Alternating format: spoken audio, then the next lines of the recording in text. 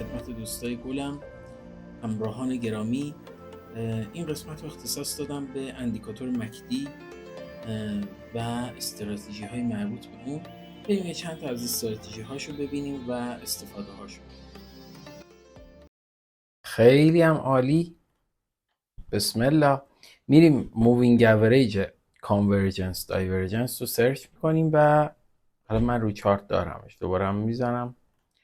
در نهایت همین مشخصات میاد روی چارت. حالا پایینی رو حذف میکنیم که ببینیم داستانش چیه. خب اولندش که لایک و کامنتیاتتون نره. سوالی داشتین حتما ازم بپرسین و بریم به امید خدا ببینیم چی جوری میشه و داستانش چیه. مکدی بچه‌ها، مکدی عملا از 2 تا خط و یه هیستوگرام تشکیل شده، ولی اون مورد مهمی که ما فعلا بهش میپردازیم این هیستوگرامه نیست. یعنی با ما فعلا کار با اون 2 تا خطه داریم. پس من میام اینجا هیستوگراممو حذف میکنم راحت. فقط من یه خط 0 دارم، نگاه کن این خطه واسه من مهمه. زرد رنگش هم تغییر میدم که متفاوت باشه ببینمش کاملا. خب چیه داستان مکدی؟ مکدی از مووینگ اوریج استفاده میکنه. میاد خط مکدی لاین ما که این آبی است، حالا آبی بنفش هجکه است، هر زمانی که یعنی عملا میاد چه کار میکنه برای مکدی لاین؟ میاد تفاضل مووینگ اوریج 26 و 12. حالا این عددا میتونه تغییر کنه ها، بیسیکش اینه آقا 12 و 26. تفاضل این دوتا میشه این مکدی لاین ما، این خط حالا آبی. یه دونه ما چی داریم؟ سیگنال لاین هم داریم. حالا چجوری اسم اینا؟ کلش اینجا هست. یعنی یه مکدی لاین داریم، یه سیگنال لاین داریم. سیگنال لاین ما چیه؟ همون مکدی لاین ماه، فوقش اومده چی شده؟ اومده یه مووینگ اوریج دیگه از خود مکدی لاین گرفته شده سیگنال لاین. حالا مووینگ اوریج اینجا 9 میتونه، شما میتونید بذاری 5، ولی خب بیسیک اینه دیگه. حالا ممکنه بسته به استراتژی شما شرایط تغییر کنه، ولی فعلا همین رو در نظر داشته باشیم. پس بیس کار همون ترکیب مووینگ اوریج ها یه جورایی میشه گفت، اما توی چی؟ توی یک سیستم اسیلاتور شکل. یعنی توی ویندوی جدید اومده این اتفاق افتاده. حالا نخواهیم بعضی از اندیکاتورها مثل RSI یا حالا اندیکاتورهای دیگه 0 تا 100 یعنی از 0 شروع میشه تا 100. مثلا بریم بیاریم یه عدد مشخص داره RSI. ببخشید RSI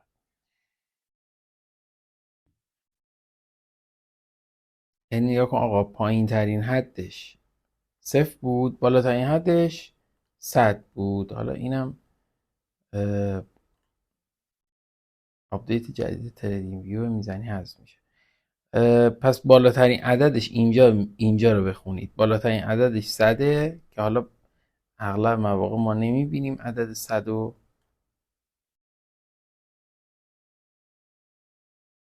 پایین ترین عددش عدد 0، یعنی بیشتر از 100 و کمتر از 0 هیچی وقت RSI نمیشه. ولی توی اندیکاتوری مثل مکدی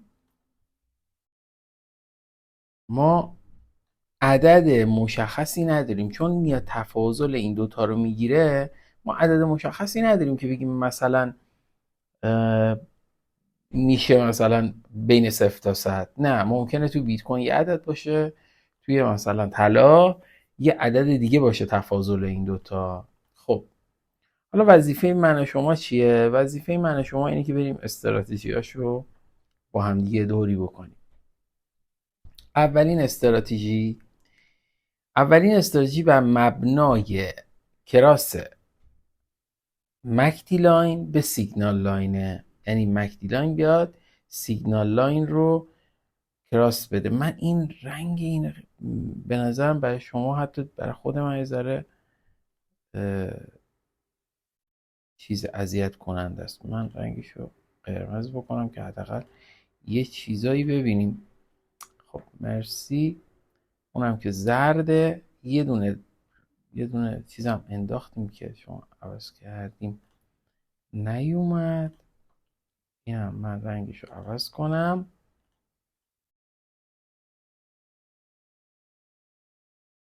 بذاریم اینطوری باشه. اوکی.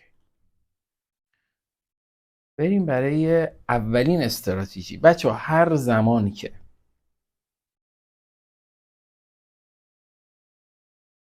مکدی لاین، یعنی من بزرگش بکنم، نمیدونم شما میبینین یا نه، یه ذره ممکنه سخت باشه این داستان دیدنش. خب هر زمان که مکدی لاین یعنی زیر خط صفر بودیم، حالا این خط صفر ماه دیگه، زیر خط صفر بودیم و مکدی لاین اومده بود سیگنال لاین رو کراس داده بود. یعنی چی؟ یعنی ازش گذشته بود، اومده بود بالاش، یعنی از زیرش اومده بود بالاش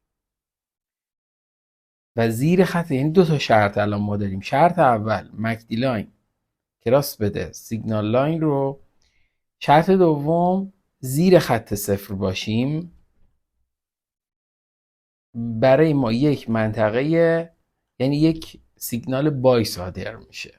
حالا نه اینکه الان سریع بریم بای بگیریم، نه، کلا ما قراره که با هم دیگه یه نگاهی بکنیم ببینیم آقا این استراتژی هایی که وجود داره مشکلاتش کجاه، چجوری میتونیم حل و فصلش بکنیم، چند تا ضرر پشت سر هم به ما میزنن. یه وقت نرید اینا رو ترید بکنید. ببخشید من از آب خوردم. خب اینجا برای ما یک سیگنال بای صادر میشه. خب حالا کاری هم نداریم، یه روند صعودی، یعنی یک به قول یارو گفتنی یک ریسک بریوارد خوب رو هم به ما داد. خب برعکس این چیه؟ برعکس این همینجا هر زمان که دوباره مکدی لاین ما سیگنال لاین ما رو به شرطی که توی بالاتر از صفر باشیم کراس بده بیاد پایین. اینجا شما چیکار میکنی؟ سل میگیری. یعنی میشه این کندل که تموم میشه، روی این کندل عملا شما سل میگیری. حالا یه سل خوبم بهت داده. حالا البته ما تو روزانه ایم ولی فرقی نمیکنه به طور کلی. بچه‌ها یه سوال، اینجا مکدی لاین سیگنال لاین رو توی این کندل به سمت پایین کراس کرده. ما اینجا حق داریم وارد؟ نه. به خاطر چی؟ به خاطر اینکه گفتیم باید این اتفاق در بالای خط صفر بیفته تا ما اجازه داشته باشیم وارد پوزیشن. هر چند که اینجا سود شده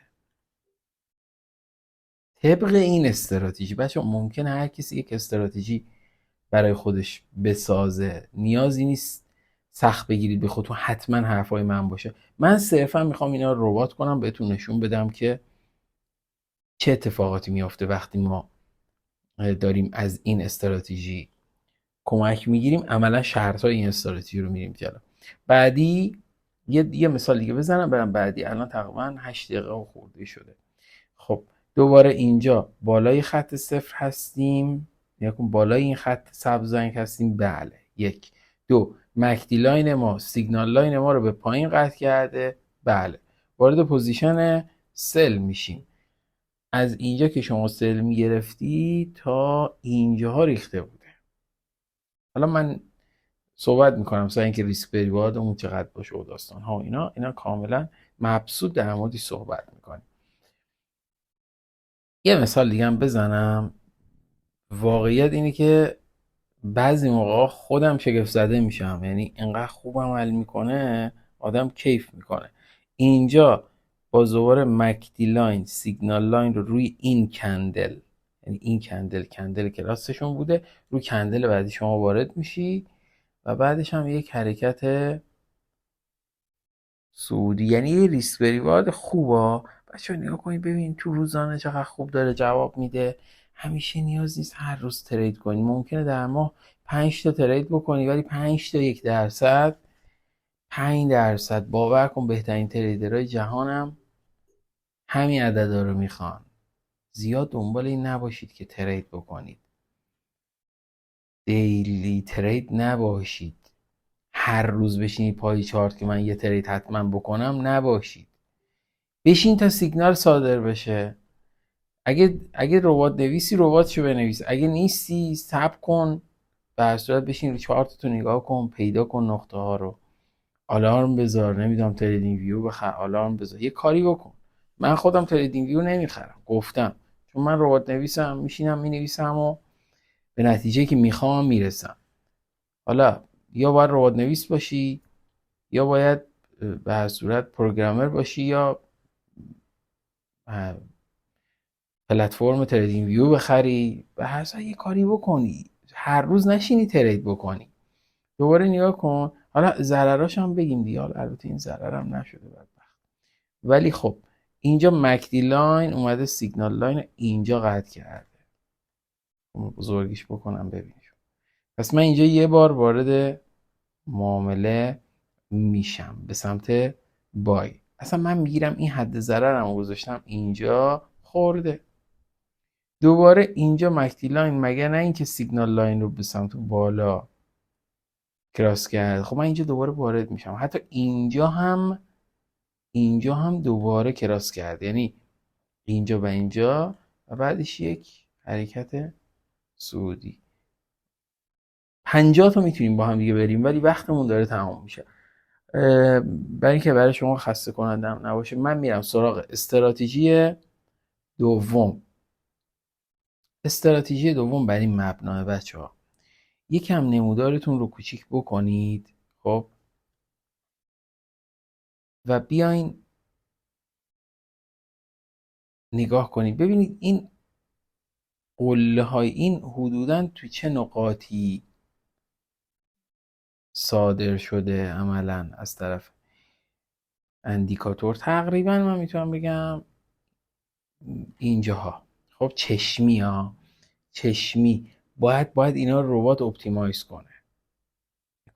کار دست نیست، خیلی سخت میشه براتون دستی بخواین عمل کنید. خب این یه مورد شد، استفاده از مکدی. این بالاها چیه؟ عملا اشباع خرید اتفاق افتاده، تمومه دیگه، خریدارا دیگه زورشون یواش یواش نشون میده داره تموم میشه. حالا فروشنده ها یواش یواش قدرت گرفتن. این استراتژی بر این مبنا، هر زمان که قیمت رسید، حالا توی طلا تو تایم فریم روزانه رسید به عدد 22 ممیز 499 مثلا، حالا باید بری هی گذشته نگاه کنی ببینی نسبت به کجاها واکنش ها بهتر بوده. حالا واکنش به چی؟ واکنش به برگشت. ببین اینجا برگشته، اینجا چی شده؟ برگشته، این قیمت به انتهای خود اینجا چی شده؟ برگشته. بچه از مکدی غافل نشید. بهترین تریدرهای جهان، بهترین تحلیلگرای جهان مکدی رو هم حتما رو چارتشون دارن. خب دیگه نیازی به این که ببینی آقا مثلا این کراس کرده یا نکرده نداریم. مدل های وارد شدن به پوزیشن متفاوته، باید ببینی با کدومش کیف میکنی، با کدومش میتونی ارتباط برقرار کنی، شرایط کدومش رو داری. خب من میام نگاه میکنم میگم مکدی لاین من رسیده به این محدوده، پس من باید برم برای خرید، برم برای یعنی برای فروش. از همینجا من سلم رو میزنم و میریزه. تا کی من تو معامله بمونم؟ نگاه کن، تا کی من تو این حالت استراتژی فروش هم داره که میگه تا کی بمون. خب شما میای نگاه میکنی میگی هر زمان که شیب مکدی لاین من برعکس شد، یعنی تا اینجا نزولی بود یهوی ما صعودی شد، یعنی شما روی این کندل، یعنی به محض اینکه این کندل رو دیدی خارج میشی. متوجه شدی؟ پس اینجا وارد شدی، اینجا خارج میشی، یا اینجا خارج میشی نهایتا. دوباره میای نگاه میکنی، دوباره اینجا رو نگاه. بچه من الان خداییش نرفتم تو نمودار پیدا کنم، همینطوری داریم با هم دیگه سرچ میکنیم پیدا میکنیم. نمیدونم ضرر میشه سود میشه، به هر صورت ما میدونیم که بهترین وین ریت ها، البته با خدمتتون عرض کنم که بهترین وین ریت ها با ریسک به ریوارد های مثلا 1/2 1/3 54%، 55%، 56%، شاید به 60 نرسه ها. توی 5 سال گذشته بریم تست بگیریم. اینی که به هر صورت ما ضرر هم تو کارمون داریم. من سریعتر برم. بچه نگاه کنید، اینجا سیگنال وارد شده. فرض کنیم که ما اینجا یه دونه ضرر خوردیم. دوباره اومده مکدی لاین ما، بزرگش بکنم، خورده به این خطی که ما گذاشته بودیم. پس من اینجا وارد معامله سل میشم. میریزه میریزه میریزه میریزه تا کجا؟ تا کجا من میمونم توی معامله؟ تا اونجایی که شیب مکدی لاین من عوض بشه. اینجا شیب به این صورت بوده، شیب تا اینجا اینطوری بوده، اینجا اینطوری شده، شیب رفته بالا. به محض اینکه من این اتفاقو میبینم از معامله میام بیرون. یعنی من اینجا یه سود، یه ریسک بریوارد فکر کنم، نمیدونم حالا بستگی داره حد ضرر تو کجا بذاری، ولی یه ریسک بریوارد خوب گرفتی. حالا مثلا فرض کن اینجا هم وارد شدی روی این نقطه، من چیکار کنم؟ مثلا بگم برای اینکه خیلی سیف وارد شم برم رو قله قبلی حد ضررمو بذارم.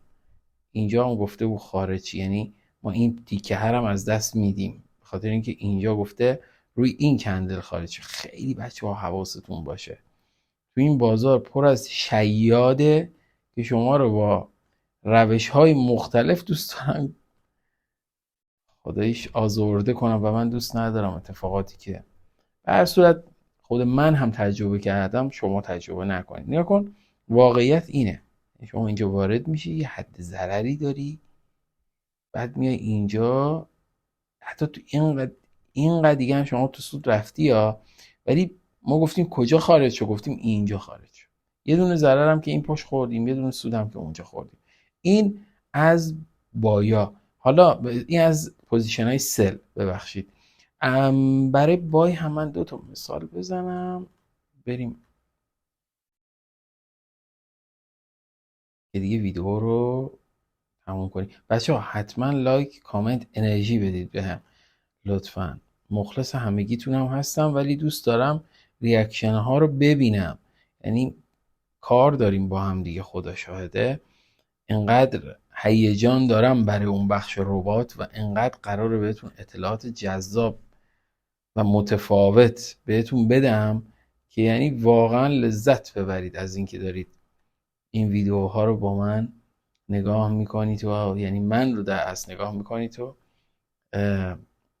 امیدوارم سود کنید. واقعا فقط من از خدا همینو میخوام. خب مثل اینجا فرض کنیم مکدی لاین ما، بذاریم بذار اینو پایین تر که مثل اینجا و اینجا و جای دیگه. واقعا من نرفتم قبلش ببینم. آقا اینجا خورده به این خطه، یه دونه میگیری ضرر میشه دیگه، دوباره میاد، دوباره اینجا موقعیت دست این دوتا. من یه دسته چک کنم که یک پایین ترین نقطه اینجا رو بذاریم که بریم تو بقیه هم تو همین حالت، چون من که اپتیمایز نکردم الان، بعدن اپتیمایز میکنیم با هم دیگه میبینیم. میشه این نقطه بای میگیری، حد ضررت کجا میشه؟ از کن من روی این نقطه بای گرفتم، حد ضررم کجا میشه دیگه؟ توی قبلی هم گفتم حداقل کف قبلی یک کف مشخصی، یک منطقه حمایتی درست و حسابی. خب چون تو روزانه هم هستی دیگه. حالا تا اینجا که شده 3.75. کی قرار من بیام بیرون؟ اینو بزرگش میکنم که شما ببینین اون ایده رو اینجا وارد شدی، ثبت میکنی. آها، تا بیاد بالای اینا، تا بیاد بالای صفر. وقتی اومد بالای صفر، حالا منتظر یه برگشتی. اینجا برگشته. دروغ چرا؟ ما وقتی تو ربات مینویسیم، رباتو که نمیتونیم قانع کنیم که آقا بیا برو بیشترین، مثلا اونجایی که من دوست دارم بیا بیرون. باید یه 2 تا 4 تایی رو باش تعریف کنیم. خب من اینجا دیگه برگشته، یعنی میشه اینجا. ریسک ریوارد من شد 88 عملا. خب اینم یکی. بله میتونستی بمونی تو معامله، ولی ممکنه مجبور بشی شرط دوم تو تغییر بدی. اوکی. خب اینم از این. یکی دیگه هم بریم که نهایتا تموم بشه دیگه. اینجا دوباره خورده، کندل دقیقش میشه اینجا، این کندل درسته کاملا. روک و راست واقعا کمتر پیش میاد کسی اینطوری با شما اطلاعاتشو به اشتراک بذاره. روک و راست واقعی. کف قبلی یعنی کف حمایتی قبلی، نه کف قبلی مثلا بگیم اینجا بگیم کف حمایتی قبلی. خب کی بیایم بیرون؟ گفتیم هر زمان که بیایم بالای خط صفر و این برگرده شیبش اینجا برگشته.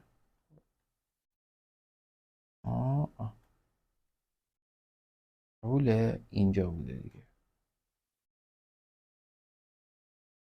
یعنی ما تقریبا میشه گفت یک ریسک ریوارد باز 2.5 رو، حالا دست پایین تر گرفتیم. مرسی که همراه هم بودین. مجددا مخلص همگیتونم هستم. ارادت دارم خدمت همه دوستان و اساتید بزرگتر از خودم و حرفه‌ای تر از خودم. ببخشید که من اسم کسی رو نمیارم، چون به وقتش قراره سورپرایزهای خوبی برای اسمها هم تو همین پیج یوتیوبمون و اینستاگراممون داشته باشیم. پس فعلا تا اون سورپرایزها آموزش‌ها رو ببینید. خوشحالم که همراه هم هستین و خدا نگهدارتون.